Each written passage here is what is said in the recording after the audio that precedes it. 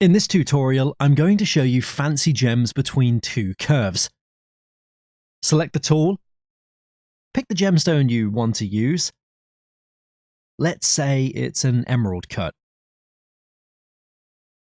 Pick your color. Select your curve or edge,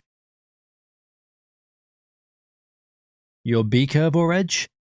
Select your surface. If you want a bridge, just leave it in there. I'm not going to do it for this. And let's put in a large number. I'll just type in 50. And it'll max it out. It'll put in as many as possible. So typically, it's not easy to find stones like this.